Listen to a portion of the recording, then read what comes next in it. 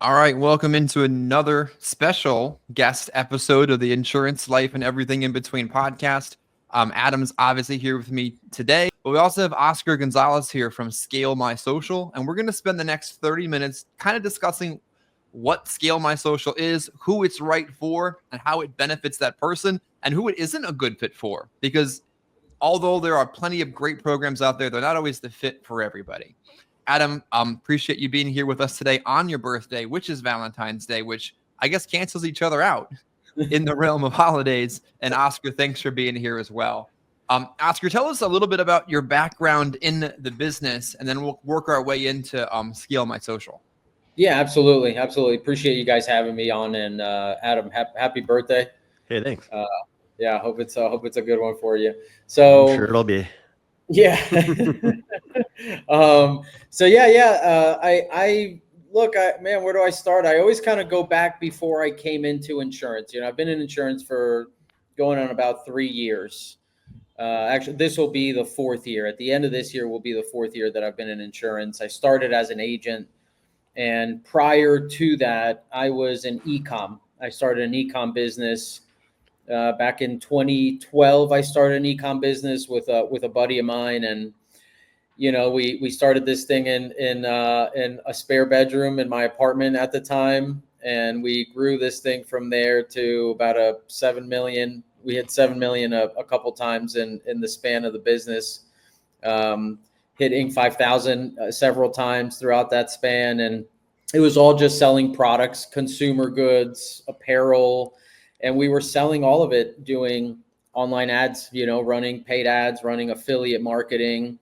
And so I got a real close view, obviously, and understanding of social media and how to target people on social and how to get them to take action, obviously, to buy products that are more impulse buys than stuff that people actually need day to day, right? Just a lot of like knickknacks and stuff like that. So I learned how to do that, and in 2020, right before COVID, we sold out of the business, and I kind of sat around for a little bit, and I have a lot of friends that in South Florida, which is where I'm from, that have been in insurance for many years and run pretty large agency operations in health and life. And so, I sat down with a good buddy of mine who said, "Hey, come on over and help me generate some leads. Let's see if I can shift and transfer over from the model that they were doing, which was call centers and, offshore, age data, that whole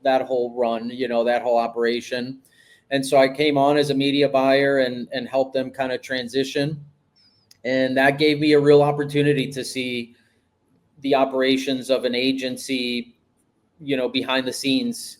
And so that's really how I started. And then from there, I obviously very quickly saw the potential in the business and equally saw the need for good lead generation and the opportunity that lied. So I went, got all my licenses, and I initially started in health. That's really what I did. I wrote health. I was writing a lot of U65, then moved into ACA. And about probably like 6 months in, I started looking at different products that could help me cash flow. ACA, obviously a capital intensive process, and you got to have a lot of customers in the book for it to really be profitable. And so I was looking for supplemental products to cash flow the business, and final expense, was found. And I decided to go headfirst into it, man, and I was doing my own leads, obviously using a lot of video ads, the stuff that we do now on Facebook. And then one day I was talking to this is what really started everything, right? I was talking to my mother-in-law, and, she's 60 something years old. And this was 3 years ago now. And she was telling me how she was on TikTok looking at recipes for stuff. And it just like hit me, it was like, man, an older audience is starting to move into that platform. Is there opportunity there? And I started running final expense ads on TikTok.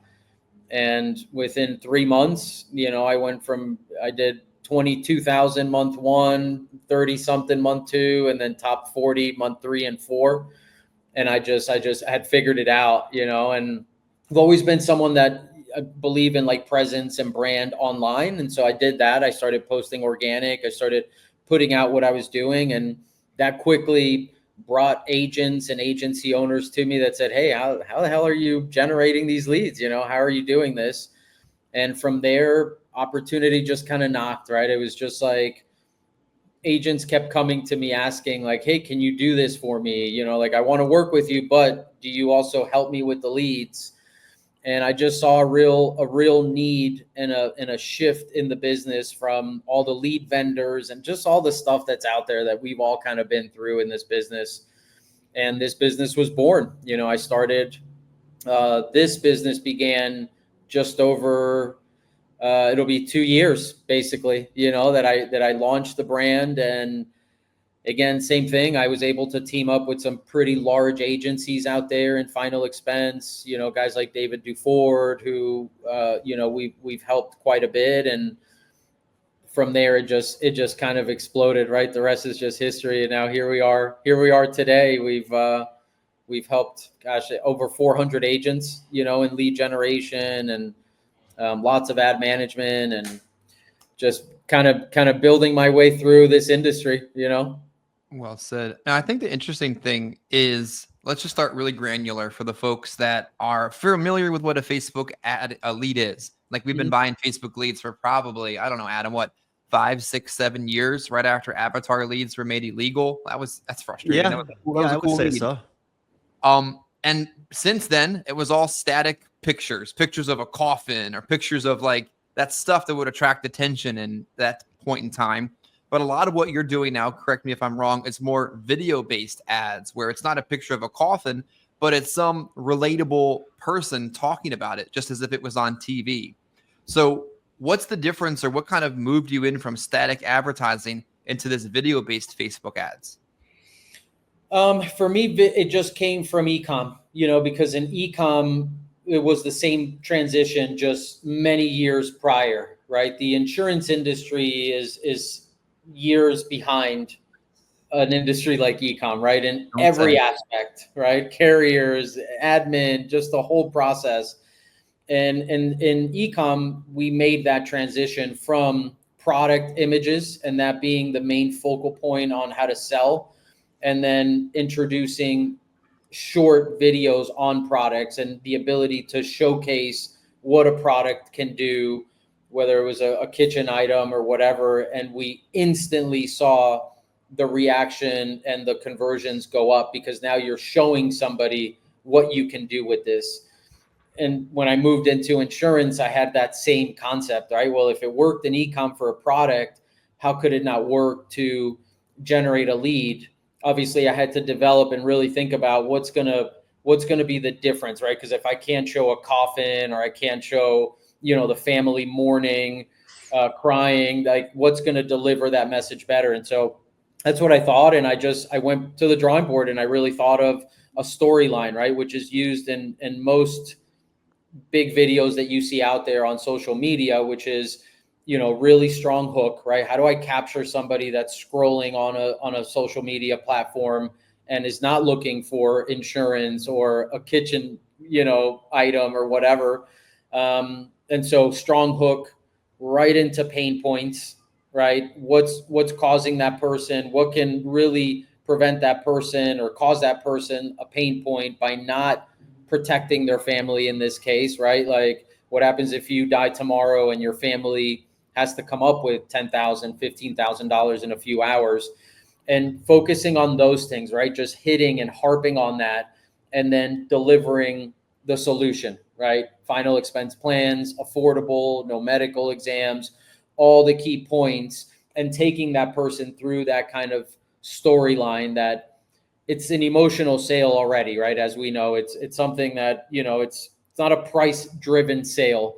The more you can connect with these folks out there and really deliver pain points and the need for this type of product, the better you're gonna be as a salesperson or as an agent. So that's what I did, you know. And so the videos, yeah, are very structured around that message. They're very direct in comparison to a lot of the ads that were and still run out there, you know, the bait and switch kind of stuff and the funds and state stuff. So I took a different approach, and I went straight for it. And I think that was one of the main things in the beginning of this business that really set us apart from the rest of the stuff that's out there right now. Obviously, people have caught on to what we've been doing and have been replicating and doing it.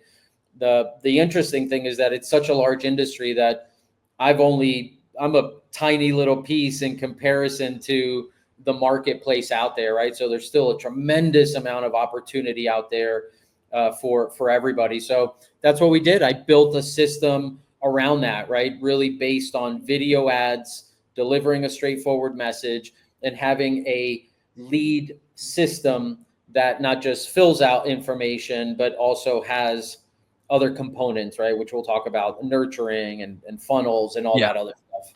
I'm going to ask that one in just a minute, but I'm going to throw this question to Adam so he can discuss it with you while I check to make sure the dogs aren't eating my couch.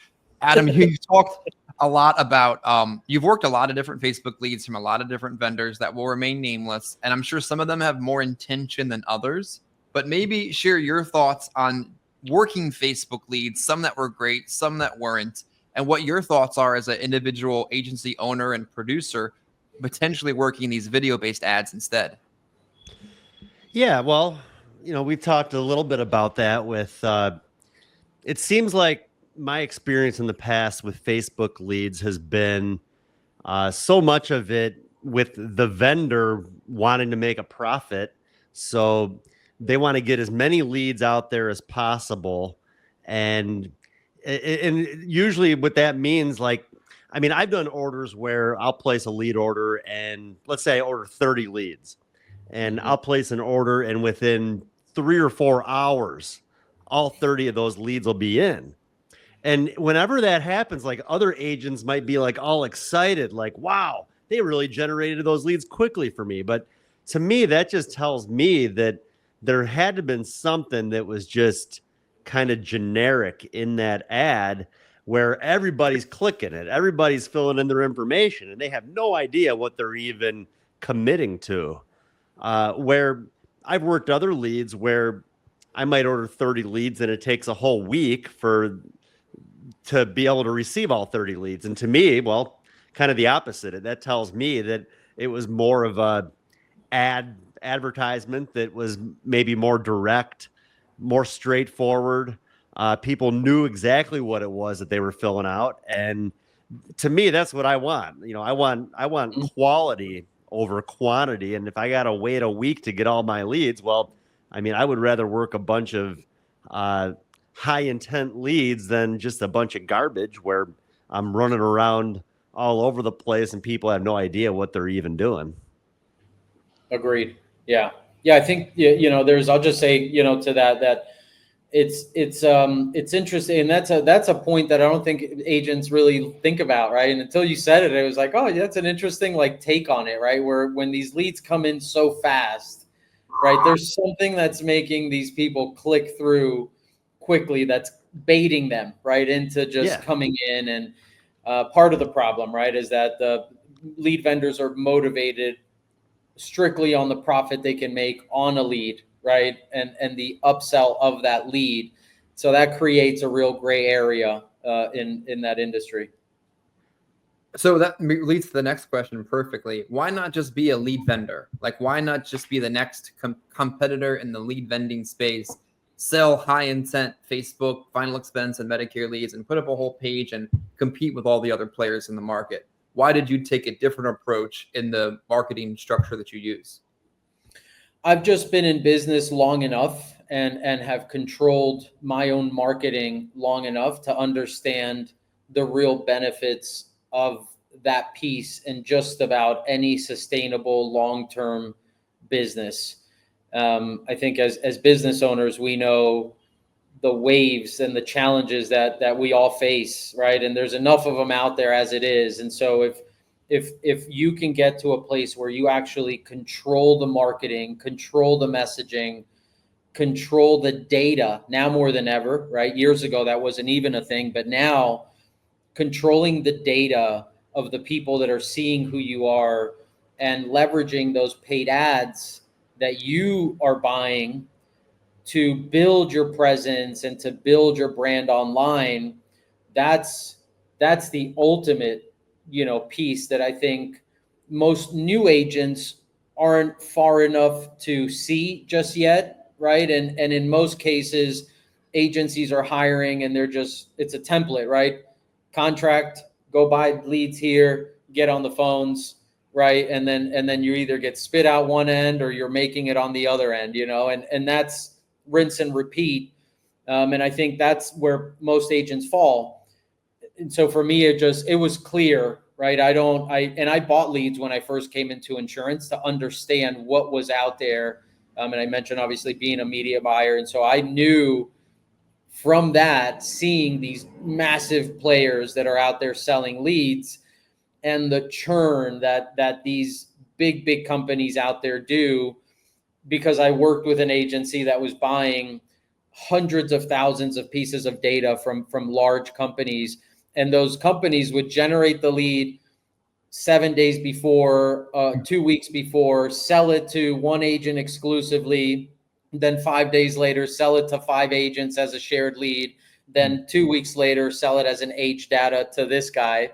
And it was just like, man, this is what a racket that we're seeing here.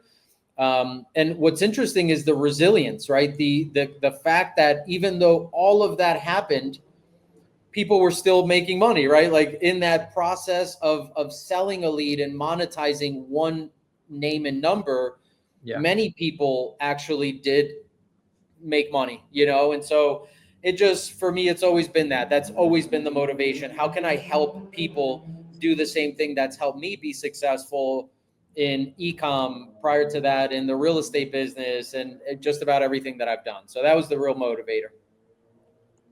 Questions, Adam? I want to go into what Scale My Social is for the viewing audience, but before we kind of dissect a little bit or discuss his business, anything you wanted to throw his way about Facebook marketing? No, that was actually kind of what I was thinking. We talked a little bit about it, but yeah, just kind of curious exactly. So I know you're not just generating leads and selling them. It sounds like there's a lot more to it than just that. So yeah, I'm interested in learning a little bit too about, kind of like how your whole program works. Yeah, absolutely. Yeah, that for me, that again, the other part of this is like the lead is not everything, right? As agents, we need leads to be able to have opportunities to sell, but there's other components. And I say this a lot on social media, like I don't have a secret out here, right? I'm not doing anything that somebody else can't do. I've just built a system and it's worked. And now I understand how to repeat that process for other agents. But it takes an army, right, to be successful in this business. It's leads, it's the activity, it's the discipline that the agent comes to the table with, it's the skill that they develop as salespeople to convert these leads. Man, it's the mindset, because even the leads that we generate, you still get people that don't pick up the phone, right? Or you still get people that say, oh, well, I didn't fill this out, even though 2 seconds ago I have your IP address and like when you did it. And so it's a combination of things out here. And so my goal was to not just sell an ad management or a lead generation system. It's to really explain, and we do that in the process with every agent, right? Like, hey, we can help you generate leads, but in addition to that, like, you have to understand the level of commitment that you have to do and the level of activity that you need to do to really be successful. And we'll give you the tools, but it's ultimately that agent that has to go out and produce and do the work, so to speak. So for those watching, Scale My Social isn't a lead vendor where you can go on and buy 20 Facebook leads for Monday. It's an ad management company. And Oscar, just so those folks can clearly understand, who's a good candidate for your kind of a program? For us, it's those people that the ideal person is someone that's been in the business, right, already for a few months. They've bought leads. They know how to convert, right? They have their sales process down, their presentation down. They've actually made some money. And now it's just makes sense for them to build this piece out of their business to continue the journey and growing. So I say this all the time too on social media, like not everybody should go into lead generation, right? Some new agents that still need to learn the sales process, that still need training and like understanding of what this business is about. That's probably not the ideal client to go add another piece to the puzzle that they need to like worry about and figure out. So I do think that there's a real place for lead vendors, right? And obviously that's clear because they're out there. But for us, it's truly that person that has made a few bucks, has it down, and it's like, okay, what else can I do to become more efficient? What else can I do to add money to the bottom line? What else can I do to build more foundational pieces to my agency or to my business and allow it to grow? So that's who we have the best results with, right? Those people that have the discipline, know that they need to show up when those leads come in, hit them hard, do the work required, you know? Yeah. And it's not an overnight process. I think part of the problem that agents have in this industry is they're in a one call close bubble, and that's what they're taught, and that's what they have to do to survive. But to grow a business, you can't have a one call close mentality about growing your business progressively over time. So when I made the decision to reinvest in our agency's reinvest our agency and use your program, it didn't all of a sudden next week be fully operational. It takes time to test this and try that and update this and tweak that and roll it out in a controlled manner. So I think those that are watching need to understand, because there's haters out there that said Oscar didn't move fast enough. Stuff doesn't happen instantly when you're trying to implement big projects in a business. Yeah, well, and it's such a good point, right? Like I'll tell you two points to that. One, when you're buying leads from an established lead vendor, right? They're obviously marketing on social media. That's where the leads are coming from 95% of the time. Now, what's the difference? Well, the difference is that lead vendor has spent, in some cases, millions of dollars in paid ads to build those audiences, right? If we take Facebook as an example, what you're doing, what becomes an asset when you create these systems are the audiences within them, right? Facebook and the algorithm get better and better at understanding who to target for you and who's most likely to convert not just into a lead, but ultimately into a paying customer. And it takes money to build that. And the same thing happens in e-com, right? Like when we sold in e-com, one of the key points in valuation for the business was our audiences within social media, right? How long have these audiences been built? How much money has run through them? How many sales have run through them? And that became a big part of valuation for that business. And it's no different here, right? So that's part one. And so, yeah, it takes time to build those things. And that's why it's not for everybody, right? It is for an established agent that one has the investment to make and is able to continue doing what they're doing as we're building this thing out for them. Yeah. I'll also mention a quick thing that you said that's so important, the one call close mentality, right? Just yesterday, I was with a client, a large agency client, and we did a look back on data. And the look back was trying to determine how much of your sales that you're going to capture off of every batch of leads that you buy come on the first call or the second call or the third call or a time frame. And what most data, and I saw this yesterday and I've seen it several times now with large agencies and lots of data, that just about 50% of your sales are actually not coming from that one call close, right? They're coming within the first 90 days of that lead being in your hands, right? So if you're a closer that's doing 10% closing rate on your leads, you're not going to get 100% of that 10% in that first week that you got that batch, right? You're probably going to close 30, 40% that first week, and then another percentage the following week, and then the following week. And we hear it all the time. Agents go, man, I called this lead from 2 months ago and I got a deal, which is why age data still has a place in this world, right? Because some people, consumers, it takes time, right? They might not buy the first time. They might not buy the second time. They might need to talk to 10 people and get bombarded with calls for 2 weeks. and then the call stop, and then you hit them a month later, and it's like, yeah, you know what, I'm ready. I've spoken to enough people to know what's really out there, and now I'm ready to kind of pull the trigger. So that's so important for agents that are out there listening. Like, and you've got to have a system that you're either touching these leads up to, and where we found a precipitous drop is month 4, right? So after month 4 of the lead, that's when you really see a drop in the ability to convert. So that means you have 120 days where you should be thinking about, how can I continue to engage with this lead through automation, through email, through SMS? Because I know that within those 4 months, I have a real shot at actually capturing a sale from that lead. So it's not just about a one call. That's 100% correct. Adam, I think one of the things that separates you from others, because there's a small separation between average producing agents and the elite. And it's not good looks, it's not comp, it's not carrier selection. It's things like investment, work ethic, persistency, patience. One of the things you do is you're up early and you work late, both in the field and on the business. And Oscar and I were on a Google Meets until probably 10:15 last night, trying to troubleshoot and brainstorm ideas to help our businesses mutually. So I think for those watching, Adam, maybe speak to it. Do you think that work ethic and time invested separates you from other agency owners and producers in this business?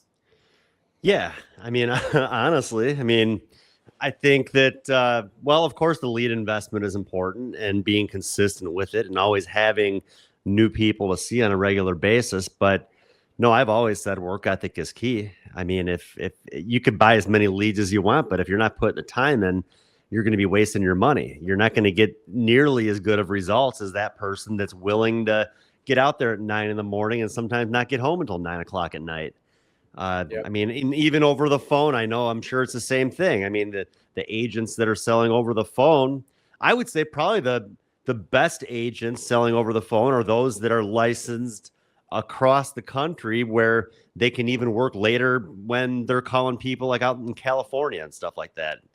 People where, like, it might be 9 o'clock out by you, Chris. Well, it's only 6 o'clock in California. Yeah. Heck, you could work until 11, 12 o'clock at night if you really wanted to. Well said. Oscar, do you think there's an important piece of the puzzle that we're about to roll out to our agency that's slowly being put together piece by piece until I'm sure it's perfect, or as close to perfect as you get? And that's the CRM. That's the automations and the AI integrations and the conversations that the CRM is having with the lead as the lead is brought into the funnel. So do you think if somebody's buying, even if they're just buying Facebook leads from some vendor, that they should be using some type of a CRM integrated with that lead journey and to be able to get the best results? Every time. Yeah, every time. I think at this point, in where we are right now in business, I think if you're not using the small exception that I would still consider is maybe a face-to-face agent.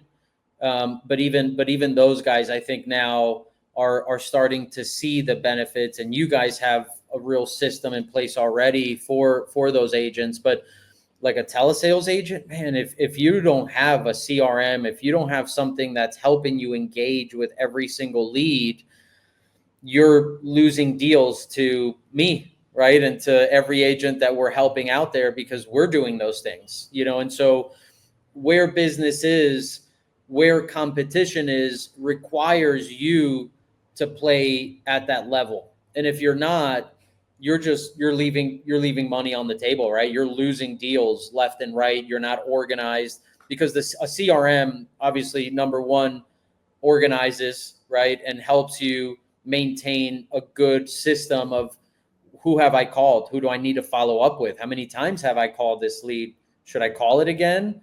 All these things that when you start doing volume, you're not going to be able to keep up mentally, right? You're focused on just pitching and dialing and that thing. So you got to have a system. And I think now where, we talk AI, right? Like where this thing is scary, right? It really is, right? Like the texting came a few years ago, and it was like, wow, look at this. This is incredible. But now where things are, right? Where I am 2 days ago, I was on a call, and testing AI voice, right? And a system that can dial 100 leads in like 20 minutes, right? And talk to the person. And I saw a campaign that ran for an hour and 10 minutes. And in that hour and 10 minutes, this AI voice booked 26 appointments for an agent that does mortgage protection, had 13 follow-ups, had a bunch of no's, right? Because no's are good too. You can't get to yeses until you get to no's. And if you're not getting enough no's, then you don't have enough people to talk to. And so it got the no's clear out of the way, and it did it in an hour and 10 minutes, right? The same thing that would take an appointment setter or a person, which you and I were talking about appointment setters last night. Mm-hmm. Man, an AI agents in the next 24 months will absolutely change this business and any sales industry out there. It's coming. I figured out how to get my schedule filled up, Chris. Yeah, it's scary. I mean, Adam, I was sitting in a home on Tuesday, and I was sitting in a home, and the person was getting bombarded with calls and texts because the thing's out of control right now. Like, there was some value in the one-to-one consent concept, right, so that Mabel isn't being bombarded 82 times a day because she clicked on an ad 6 years ago. Yeah. It's a little insane out there in their defense. And that's why it's hard for us to get on the phone, because our freaking phone doesn't stop ringing from people buying rebought, aged, instant internet leads. So, but Adam, I'm in this home. I'm dizzy as all hell. Like, vertigo is getting me, but I'm going to get the dollar. And I swear to God, an AI appointment setter calls this person, and I could hear it. Like, you know, a 72-year-old with a little bit of hearing difficulty that doesn't understand AI doesn't get it. But I'm like, Mabel, that's a robot. Please hang up so we can get back on track. It's already happening. And maybe our appointment setters will move towards personal assistants at that point. Mm-hmm. But we got to stay we got to stay with the curve as the resources in this industry continue to grow. That's how I see it. Yeah. You know, what's interesting is what I hadn't understood was what happens, right? Because you always hear this thing like, oh, AI is going to replace us and humans, and like, no, it's not. No, it's not. Right? Like maybe like hundreds of years, right? But man, the way I saw this, and I was clear as day. So now you don't need an appointment setter, but you do need someone to manage that campaign, right? And turn off and turn on and make sure and change the messaging and work with the bot. And so you're exactly right. That person that was your appointment setter now becomes an assistant that oversees an AI campaign, right? And delegates when it turns on and when it turns off, and tells it kind of what to do, because that'll be a thing that an agent doesn't need to do, right? Because that's what a VA will essentially move to. And that's what I saw. I saw this agent, he doesn't run the AI, his VA runs the AI, right? And so she knew more about the system than he did. He was just like, I don't know how this is happening, but man, look at this. And literally it was 26 appointments in an hour and 10 minutes. And this lady was like, I used to make these calls, right? And she's like, and now I don't have to make these calls. Like, it's a win-win, right? Because at the end of the day, no one wants to sit there and be an appointment setter, right? And so if we can train people to now run AI, then that person is also leveling up their skill, right? They're no longer just a telemarketer. They bring a lot of value to the table in learning that skill set. So it's interesting how the cycle of things work. Well said. We're getting right to that 35 minute mark. Adam, any closing thoughts, questions you want to toss Oscar's way? No, I'm just laughing because, you know, him talking about the AI and, you know, how the old people don't really can't really tell whether it's like a real person or not. Yeah. Like the day after the Super Bowl, there was a video out there that my dad sent me, and it was Patrick Mahomes. And Patrick Mahomes is like, you know, being like real cocky and talking about how, like, you know, his offensive line lost the game for him and how Andy Reid should probably quit and like all this other stuff. And my dad sent it to me like, can you believe Patrick Mahomes would say stuff like that? Can you believe he thinks Andy Reid should quit? And I'm like, Dad, that was an AI video. And like, he had no idea. Like, I have family out in Kansas City. My dad's probably texted him this video. Like, Patrick Mahomes is a real jerk. And like, it wasn't even, you know, it was just a fake. But that's the thing, you know, I mean, my dad, he's 68 years old. I mean, I don't think a lot of the older people kind of see where the technology has gone. Like, he had no idea that was like a fake video, but that's where I could see even like phone calls like that. People aren't going to be able to tell the difference. I mean, just the change between avatar leads and an AI appointment setting that we're going to watch take place over basically a 5-year horizon. Yeah. Oscar, I remember buying avatar leads from Dave Duford, and it was a Filipino behind a soundboard pushing different pre-recorded messages. And God bless the folks overseas working overnight for us here in America, living fat and happy. And Mabel would say, "I'm not interested." Button 6. Well, that's all right. He's not interested either. And why that was illegal, I don't know, because that's about to come full circle. But boy, watching this industry grow and adapt to technology, while there are still folks trying to fill out paper applications and fax them in, it's a huge wave of change that we've all experienced the last couple of years. We're grateful for what you brought into the industry, what you brought to our channel today. We'll make sure to have your contact information available in the video for those that want to work with Scale My Social. And our agency is excited to work with you, continue to slowly build out the right program for the right kind of agent, and even get into the editing and social media marketing angle over the coming days and weeks ahead. Oscar, thanks for being here. Adam, happy birthday. And for those of you watching today, interact with the video or you're a butthole. Awesome. Thank you, guys.